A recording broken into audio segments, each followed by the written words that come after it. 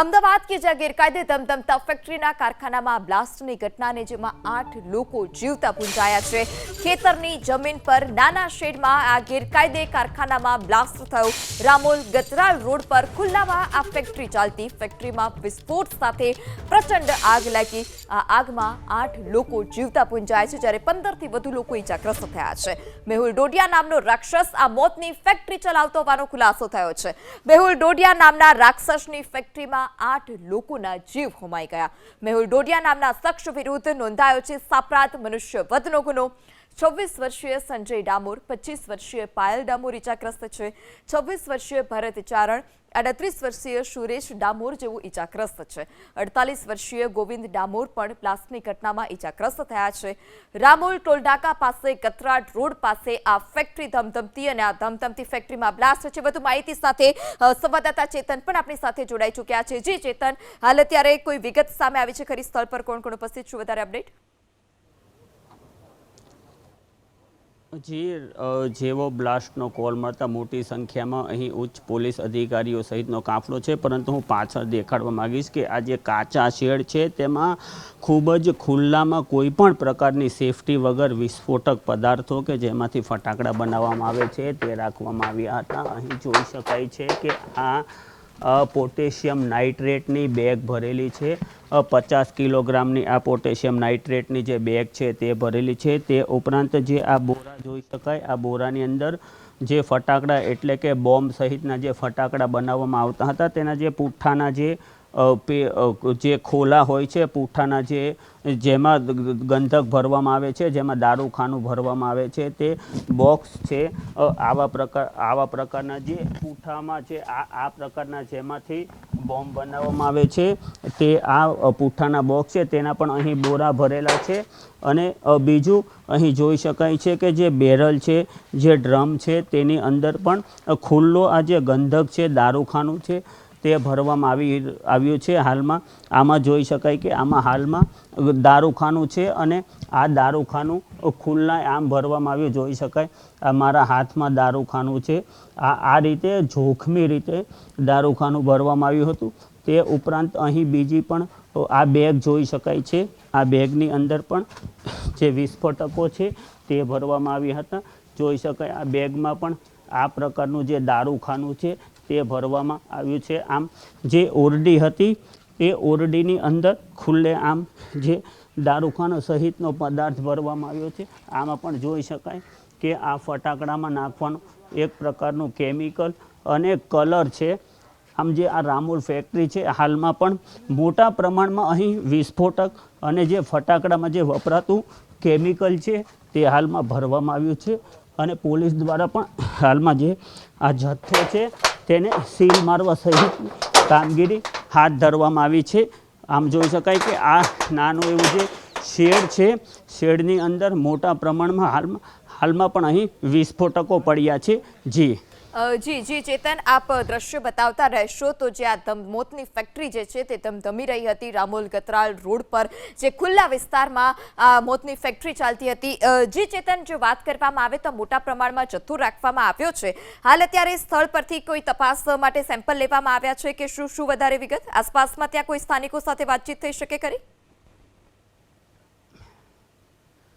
જી, હાલમાં જોઈ શકાય કે એફએસએલની ટીમ અહીં બોલાવવામાં આવી છે અને એફએસએલની ટીમ દ્વારા જે જરૂરી સેમ્પલિંગ સહિતની જે કામગીરી છે તે એકત્ર કરવાની કામગીરી શરૂ છે। હું આ તરફ દેખાડવા માંગીશ કે આ જે હાલમાં આ જે શેડ છે, ખુલ્લો શેડ, તેમાં આ કાચા પાકા પ્રકારનું આ સ્ટ્રક્ચર છે। તેમાં આ જોઈ શકાય છે કે અહીં જે બોમ્બ બનાવવાનું જે મટીરિયલ હતું તે પણ અહીં રાખવામાં આવ્યું હતું। આમ અહીં ફટાકડાનું જે મટીરિયલ હતું તે રાખવામાં આવ્યું હતું અને અહીં હાલમાં એફએસએલની ટીમ થોડા સમયમાં આવશે। એફએસએલની ટીમ દ્વારા પણ અહીંથી જરૂરી સેમ્પલ લેવામાં આવશે અને આ જે ઓરડી છે તેની અંદર પણ જોઈ શકાય છે કે મોટા પ્રમાણમાં જે ફટાકડા બનાવવાનું જે દારૂખાનું, ગંધક સહિતનું જે પોટાશ સહિતનું જે વસ્તુ હતી તે હાલમાં અહીં ભરવામાં આવી છે। તેનો જથ્થો અહીં સંગ્રહિત કરવામાં આવ્યો છે અને આ જગ્યાએ ધડાકા થયો હતો કે જ્યાંથી જે પતરા છે તે પતરાના ફૂડચા ઉડી ગયા હતા।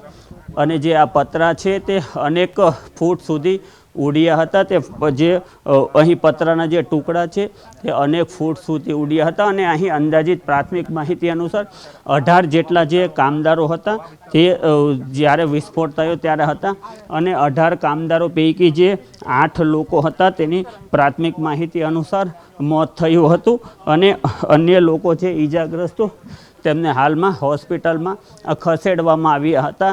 હાલમાં અહીં ઉચ્ચ પોલીસ અધિકારી સહિતનો કાફલો છે તે હાલમાં અહીં પહોંચ્યો છે. આપણે સેક્ટર 2 જેસીપી જસપાલસિંહ રાઠોડ સાહેબ સાથે વાત કરીશું. સાહેબ, શું ઘટના બની હતી? આમાં રામોલ પોલીસના વિસ્તારમાં જે રામોલ ગાત્રાડ રોડ છે આમાં આરએફના કેમ્પની પાછળ એક ફટાકડા ફેક્ટરીમાં બ્લાસ્ટની ઘટના બની હતી. આમાં જેટલી એજન્સીઓ ઇનિશિયલી પહોંચવામાં આવેલી છે, આમાં રેપિડ એક્શન ફોર્સ છે, આમાં લોકલ પોલીસ છે, એએમસીની ટીમો છે, ફાયર ફાઇટર છે, 108 છે. પ્રથમ દ્રષ્ટિએ 12 થી 15 જેટલા લોકો અહીંયા કામ કરતા તો જાણવા મળેલ છે. આ લોકોમાં જે ઇન્જર્ડ લોકો હતા આ બધાને જો ક્રિટિકલી ઇન્જર્ડ હતા કેજ્યુઅલ તરીકે આ લોકોને હોસ્પિટલ્સ પહોંચાડવામાં આવેલ છે. અમદાવાદ સિવિલ દ્વારા અત્યારે એક ડેથ કન્ફર્મ કરવામાં આવેલ છે. અલગ અલગ લોકો હોસ્પિટલમાં એડમિટ છે. સિવિલ સિવાય એલજી હોસ્પિટલમાં પણ લોકો એડમિટ છે. અમે વેરીફાઈ કરીએ છીએ. આમાં જે ફેક્ટરી ચલાવતા હતા એ ભાઈ મેહુલ ડોડિયા નામના એક વ્યક્તિ હતા. આની શોધખોળ અત્યારે પોલીસ કરે છે. પોલીસ આમાં બીએનએસની યોગ્ય કલમોમાં ગુનો દાખલ કરીને કડક કાર્યવાહી કરશે. હજી આપણે ક્રાઇમ બ્રાન્ચ જેસીબી શરદ સિંગલ સર સાથે વાત કરીશું. સાહેબ, અહીં વિસ્ફોટ થયો તો ગુનો નોંધવાની પ્રક્રિયા ચાલુ છે, શું કામગીરી શરૂ? પહેલાં તો અમે જો રેસ્ક્યુનો મેજર ટાસ્કમાં હતા. બધા આરએએફ, બધા એએમસીની ટીમો, ફાયરની ટીમો અને 108 એમ્બ્યુલન્સ બધા અત્યારે રેસ્ક્યુ ઓપરેશન પૂરા થયા છે અને હવે એને આગળની જો કાર્યવાહી છે એફઆઈઆર દાખલ કરવાની અત્યારે આ પોલીસ સ્ટેશનમાં કાર્યવાહી કરવામાં આવશે. એના સાથે સાથે જો બી નામ ખુલી રહ્યા છે, જો ચલાવતો હતો યા એનો પાર્ટનર હતો યા જમીન આપનાર માણસો જો ભાડે પર જેને જમીન આપી છે બધાનું અત્યારે શોધખોળ ચાલુ છે. પ્રાથમિક માહિતી અનુસાર તેમની પાસે લાયસન્સ હતું નહીં હતું. ભૂતકાળમાં લાયસન્સ એનું રદ થયું એવી વાત તો ક્યારે રદ થયું તેવી કોઈ પ્રાથમિક માહિતી? અમારી પાસે પણ એ માહિતી છે. અત્યારે લાયસન્સ બ્રાન્ચ એનું બધું વેરીફાઈ કરી રહી છે. જી, આ હતા શરદ સિંગલ. તેમણે સ્પષ્ટ જણાવ્યું કે તેમનું લાયસન્સ રદ થયું હતું કે ભૂતકાળમાં શું હતું તે અંગે જે લાયસન્સ બ્રાન્ચ છે તે હાલમાં તપાસ કરી રહી છે. પરંતુ જ્યારે આ શહેરની એકદમ નજીક આ રીતે ગેરકાયદેસર જે ધમધમતી જે ફેક્ટરી છે, ફટાકડાની ફેક્ટરી છે કે જેમાં મોટી સંખ્યામાં જે વિસ્ફોટકો હતા, દારૂગાનો સહિતની જે વિસ્ફોટકો હતા તે ભરેલું હતું, છતાં તંત્ર કઈ રીતે અજાણ હોઈ શકે, જેને લઈને પણ હાલમાં મોટા સવાલ ઉપસ્થિત થઈ રહ્યા છે. હાલમાં અહીં જ જોઈ શકાય કે અહીં આટલા મોટા પ્રમાણમાં વિસ્ફોટકો સાથે જો ગેરકાયદેસર આ ફેક્ટરી ધમધમતી હોય છે અને આ ગેરકાયદેસર ફેક્ટરી અંગે સ્થાનિક એએમસી પ્રશાસન, પોલીસ પ્રશાસન કે કોઈ પણ તંત્રને જાણ નથી એ પણ એક મોટો સવાલ છે. કારણ કે આટલી મોટી ફેક્ટરી કઈ રીતે લાયસન્સ વગર ધમધમતી હતી અને અહીં થોડે અહીંથી દૂર એક જે ગેસ છે તેની એજન્સી, એલપીજીની એજન્સી પણ આવેલી છે અને બાજુમાં એક છે તે કેમ્પ પણ આવેલો છે. આ કેમ્પ આરએએફ કેમ્પની નજીકમાં આ પ્રકારની જે વિસ્ફોટક અથવા તો ફટાકડાની ફેક્ટરી કઈ રીતે ધમધમે છે જેને લઈને હાલમાં અનેક સવાલો ઉપસ્થિત થયા છે. સમગ્ર પ્રકરણમાં પ્રશાસન દ્વારા કેવી કામગીરી કરવામાં આવે તેની પર સૌની નજર છે. જી ચેતન, આપ દ્રશ્ય બતાવતા રહીશું. પ્રધાનમંત્રી નરેન્દ્ર મોદીએ પણ આ દુર્ઘટનાને લઈ દુઃખ વ્યક્ત કર્યું છે. આ ગેરકાયદે ધમધમતી ફટાકડાની ફેક્ટરીમાં 8 લોકો જીવતા પૂંજાયા છે. પ્રધાનમંત્રી રાહત ફંડમાંથી 2 લાખના સહાયની જાહેરાત કરવામાં આવી છે. આજે જીવતા 8 લોકો પૂંજાયા. આ સાથે 15થી વધુ લોકો કે જેઓ હાલ અત્યારે સારવાર હેઠળ છે. પ્રધાનમંત્રી રાહત ફંડમાંથી 2 લાખની સહાયની જાહેરાત કરાઈ છે. વધુ માહિતી સાથે સંવાદદાતા હિરેન રાજ્યગુરુ જોડાઈ ચૂક્યા છે. હિરેન, પીએમ મોદીએ પણ દુઃખ વ્યક્ત કર્યું છે. પ્રધાનમંત્રી નરેન્દ્ર મોદીએ આ સમગ્ર દુર્ઘટના અંગે દુઃખ વ્યક્ત કર્યું છે. ગુજરાતના દુઃખ વ્યક્ત કરતા તેમણે જે સોશિયલ મીડિયા પોસ્ટ કરી છે તેની અંદર સ્પષ્ટ લખ્યું છે કે ગુજરાતના અમદાવાદમાં ફટાકડા ફેક્ટરીમાં થયેલી દુર્ઘટનામાં લોકોના મોત વિશે સાંભળીને ખૂબ જ દુઃખ થયું. આ દુઃખની ઘડીમાં મારી સંવેદના શોકગ્રસ્ત પરિવારો સાથે છે. ઘાયલોના ઝડપથી સ્વસ્થ થવા માટે પ્રાર્થના કરું છું. સ્થાનિક વહીવટી પ્રશાસન અસરગ્રસ્તોને શક્ય તેટલી બધી જ સહાય પૂરી પાડી રહ્યું છે. દરેક મૃતકોના સગાને પીએમ ફંડમાંથી, રાહત ફંડમાંથી ₹2 લાખ ની સહાય ચૂકવવામાં આવશે. સાથે જ જે ઈજાગ્રસ્તો થયા છે તેમને ₹50,000 સહાય આપવામાં આવશે. એ રીતની જાહેરાત આ ટ્વીટની સાથે પણ તેમણે કરી છે.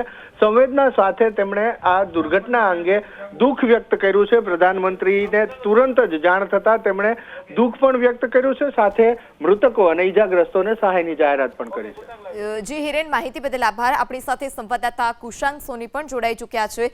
જી કુશાંગ, હાલ અત્યારે હોસ્પિટલ ખાતે કેટલા લોકો ઈજાગ્રસ્ત છે, તેઓની શું સ્થિતિ છે? પૃથા, એલજી હોસ્પિટલ ખાતે પણ 8 લોકોને ખસેડવામાં આવ્યા છે અને સિવિલ હોસ્પિટલ ખાતે કુલ 6 જેટલા લોકો છે તેમને ખસેડવામાં આવ્યા છે. અત્યારે એલજી હોસ્પિટલ બર્ન્સ વોર્ડના દ્રશ્યો અહીંયા આગળ આપ જોઈ શકતા હશો, જ્યાં આગળ જે આઈપીએસ અધિકારીનું ડીસીપીનું નિવેદન આવ્યું છે તે અનુસાર 4 લોકોના મોત થયા છે અને 4 લોકો જીવિત હોવાના કારણે તેમની સારવાર શરૂ કરવામાં આવી છે. જે લોકોને પણ સારવાર આપવામાં આવી રહી છે તેમની હાલત વધુ ગંભીર છે, એટલે કે કહી શકાય કે લગભગ 85 થી 90% બર્ન થયેલા છે, બળી ગયા છે, જેના કારણે તેમના જીવ બચાવવા માટે પણ અત્યારે હોસ્પિટલમાં દોડધામ જોવા મળી રહી છે. જે જીવિત લોકો છે તેમાં 2 મહિલા અને 2 પુરુષોનો સમાવેશ થઈ રહ્યો છે. 2 બાળકો પણ દાઝી ગયેલી હાલતમાં હાલમાં એલજી હોસ્પિટલ ખાતે લાવવામાં આવ્યા હોવાનું નિવેદન ડીસીપી તરફથી આપવામાં આવ્યું છે. સિવિલ હોસ્પિટલની વાત કરીએ, સિવિલ હોસ્પિટલમાં કુલ 6 જેટલા દર્દીઓ ખસેડવામાં આવ્યા છે, જેમાં એક મહિલાને સારવાર આપવામાં આવી છે. પહેલાં તેમનું મૃત્યુ નીપજ્યું હતું અને હાલના તબક્કે આપ જોઈ શકો છો લગભગ પરિવારના સભ્યો છે તે અહીંયા આગળ તેમની ઓળખ પરેડ કરવા માટેની પ્રક્રિયા છે તે અહીંયા આગળ કરવામાં આવી રહી છે. હોસ્પિટલમાં અગાઉથી લગભગ કેટલાક લાયસન્સ હતું નહોતું, ક્યારથી ફેક્ટરી ધમધમે છે, પ્રથમ કોણ હતું એ અંગે કંઈ પ્રાથમિક મેહુલ દોડિયા ફેક્ટરીનો ઓનરનું નામ આવે છે અને આ ક્યારથી ચાલતું હતું એ ડિટેલ તો નથી, પણ એ ઇલીગલી ચલાવતો હતો અને એના વિરુદ્ધ અત્યારે અમે ફરિયાદ દાખલ કરીને આગળની તરફ તજવીજ હાથ ધરી છે. સાહેબ, જમીન માલિક કોણ હતા? લીઝથી હતી કે પછી સંચાલકની? નહીં, એ હજી તપાસનો વિષય છે. હજી મારી પાસે કમ્પ્લીટ ડિટેલ નથી આ બાબતમાં. જી કુશાંગ, આપ અપડેટ આપી રહ્યા હતા. હજી ચોક્કસ અત્યારે આરએમઓ પણ જે બર્ન્સ વિભાગ છે ત્યાં આગળ પહોંચ્યા છે અને જે પણ જીવિત લોકો અહીંયા આગળ છે તે લોકોને બચાવવાના પ્રયાસ કરવામાં આવી રહ્યા છે, કારણ કે સિવિલ હોસ્પિટલ તરફથી, માફ કરશો, અમદાવાદ મ્યુનિસિપલ કોર્પોરેશન તરફથી તે સત્તાવાર માહિતી આપવામાં આવી છે કે 8 લોકોના મોત થયા છે અને 10 લોકો છે તે ઈજાગ્રસ્ત છે. પરંતુ એલજી હોસ્પિટલમાં 4 લોકોના મોત છે અને સિવિલ હોસ્પિટલમાં 1 મહિલાનું મોત છે, જેના કારણે આ આંકડો 5 ઉપર પહોંચ્યો છે. અન્ય 3 લોકો કોણ કોણ છે તેને લઈને હાલમાં તપાસ અહીંયા આગળ કરવામાં આવી રહી છે. જે પણ ઈજાગ્રસ્ત લોકો છે તેઓ બચી શકે તે પ્રકારની સ્થિતિમાં છે કે કેમ, અને તેની સિવાય તેમની પરિસ્થિતિ કયા પ્રકારની છે, ક્યાં આગળના તેઓ હતા અને તેમના પરિવારના સભ્યો કોણ કોણ હતા તેમને લઈને પણ અલગ અલગ દિશામાં તપાસ અત્યારે એલજી હોસ્પિટલના સત્તાધીશો તેમજ પોલીસ તરફથી કરવામાં આવી રહી છે, કારણ કે જે પણ લોકો જીવિત છે તે બોલી શકે તેવી હાલતમાં ન હોવાના કારણે તેમના પરિવારના સભ્યો કોણ કોણ છે તે હજી સુધી માહિતી મળી શકી નથી. પરંતુ પ્રયાસ તે કરવામાં આવી રહ્યા છે કે જલ્દીથી જલ્દી તેમને અહીંયા આગળ બોલાવવામાં આવે, કારણ કે એક તબક્કા કરતાં વધુ તેમના શરીરનો હિસ્સો બળી ગયો છે, જેના કારણે અત્યારે તેમની પ્રાથમિક સારવાર આપવાની કામગીરી અહીંયા આગળ ચાલુ છે. દૂર દ્રશ્યો જોઈ શકતા હશો, સિવિલ હોસ્પિટલના આરએમઓ છે આલા પટેલ, તેઓ પણ અહીંયા આગળ પહોંચ્યા છે અને તેઓ આખી ઘટના છે તેની માહિતી લઈ રહ્યા છે. કયા કયા પ્રકારે ડૉક્ટરોને અહીંયા આગળ હાજર રાખવા અને તેની સાથે વધુ કોઈ સંખ્યામાં દર્દીઓ અહીંયા આગળ આવી શકે છે કે કેમ તેને લઈને પણ તબીબોને સ્ટેન્ડ બાય રહેવા માટે અત્યારે સૂચના આપવામાં આવી છે.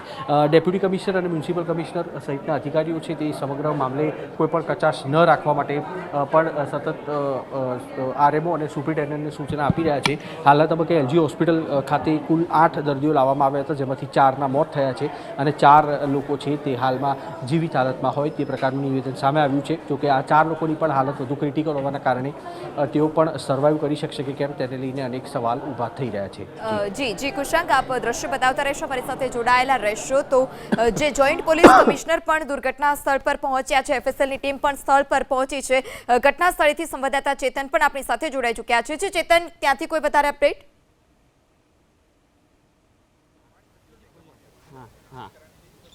સાહેબ, એક જ મિનિટ. તો ફરીથી સંવાદદાતા ચેતનનો કોન્ટેક્ટ કરવાનો પ્રયાસ કરીશું. તો ખુલ્લા ખેતરમાં જમીન પર જે કારખાનું હતું તે કારખાનું શરૂ કરવામાં આવ્યું હતું. ચેતન પણ આપણી સાથે જોડાઈ ચૂક્યા છે. ચેતન, કોઈ વધારે અપડેટ?